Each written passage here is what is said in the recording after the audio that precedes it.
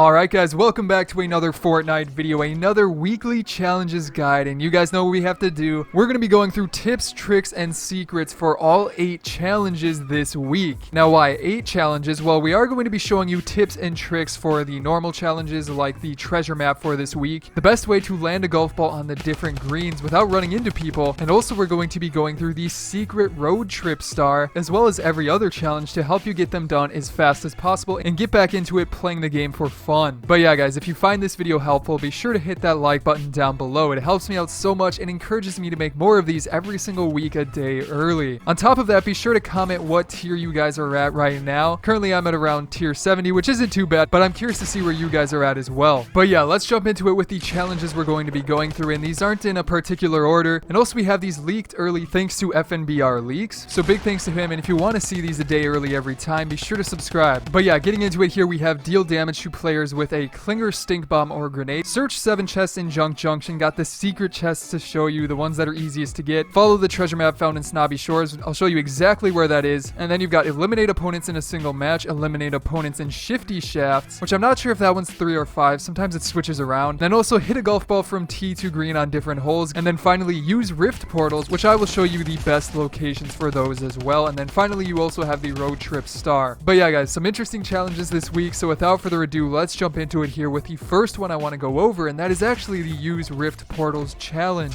So this one actually isn't that hard, and I think you guys can get it done fairly easily if you follow these steps. And honestly guys, you can do this in any game mode you want. You can do it in solo, duos, 50v50, but you can even try to do it while going for other challenges, because you could knock out 2 birds with 1 stone if you focus on another challenge and find rift portals along the way. However, if you do want to get this done as fast as possible, here are the best locations to go to find like a ton of these. Like as you can see here in the Vikings village. The Vikings village has a ton of these rifts, so I do recommend coming here, but it could also be pretty busy. So if you want to try out somewhere more quiet, you can of course do like the Moai heads around the map. There's one like right near the Viking village by Greasy Grove that should have a few, and they're all over the map. There's also one like near Pleasant Park and stuff like that, but I could also then recommend doing it in Paradise Palms, like near this oasis where there's a bunch of them, or near the city of Paradise Palms itself, where you can find these ones next to the wagon, because nobody's going to be going to that one, and it usually has a ton of rifts that spawn. But as for the next challenge I want to go over, this one is the chest challenge for this week, and you guys already know where it is, Junction. So where are the secret chests? Where are the best ones to go after? And first of all, what is the best game mode to do this in? Well guys, I have a theory here. I'm starting to think that maybe the brand new mode Storm Chaser might be pretty good to do this in. Now why is that? Well, because not many people are going to go to the edge of the storm. They're going to be going to the center, and since Junction is near like the very edge of the storm, not a ton of people are going to be going there, so that is why I recommend that. I can also recommend 50v50 if your team is on that side. It's always a super safe way of doing it, and you can even do solo squads if you want. It's always pretty quiet there. But yeah guys, which chests are the best ones to go after? Well, I've got some secret ones to show you up here that are actually inside of the llama, and then I'll show you the rest of them. But yeah, the llama up here, I'm pretty sure these ones count, but there's actually 2 of them up here if they do decide to spawn. The first of which is in the bottom portion of the llama, as you can see right here, and then if you go up to the very top, like in the head, there is a second chest up there. Nobody's really going to be going to those. They are super easy to get. But after that, then there's also a secret one under here. If you go under and break through this wall, you can get a secret chest that nobody really goes after. Now that one's pretty good, but I also recommend starting out and maybe trying to get this chest right here and then going over there, because then you can possibly get 2 chests in a row, and you can also finish it off with a possible 3rd chest up here, which is easy to get as long as nobody else is going for it. But after that, if you want to try out another chest, there is one actually over here, which could be good after you go to the llamas. Try and get this one on the outside, because it is a little hidden from where the battle bus usually drops over. On top of that, there's one inside of the orange crusher, as you can see right here, and then another one out in the open over here, which is definitely a good one. But I also recommend this one over here, because once you get this chest, you can then build up to the right and then break straight through the wall and get this one if it spawns right there. Now on top of that, there's a couple others that spawn in here, the other one being just up the stairs on the 2nd floor behind this crate. And then if you go up even higher to the ceiling and go in this weird room, as you can see right here, there is a final one right there. But yeah guys, that is all of the chests in Junction. Definitely a bunch to go after, but shouldn't be too hard. Moving on again here though, we have eliminate opponents in a single match. Now this one, I mean, is pretty easy. You can honestly get it done in a variety of different ways, but in case you have a tough time getting eliminations, this is the best way to get it done. Now first of all, before I even get into that, obviously before doing this one, do the other challenge challenge, which is eliminate opponents in shifty shafts. If you happen to get lucky while doing that one, you could knock out this challenge as well, and then you don't even have to worry about it. So focus on that one first. I'll go over tips on that in just a sec. But with eliminate opponents in a single match, one of the best ways to do it is just in 50v50. Once you get towards the end of the match and you and other teams are kind of going at it, it's pretty easy to rack up at least a few eliminations, especially if you have like a long range weapon and you're just picking people off, finishing them off if they get knocked down. It's really not that hard to do. On top of that, just play squads with your friends. Just,